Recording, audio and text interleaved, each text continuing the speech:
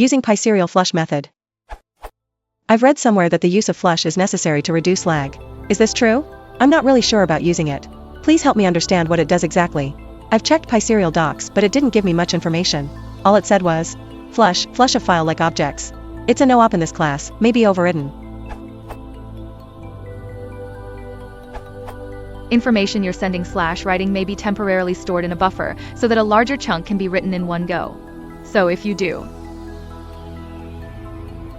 test.txt will still be empty until you do f.flush to flush the buffer.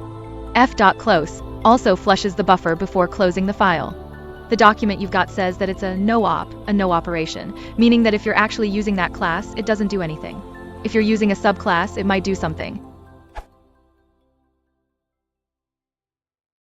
Flush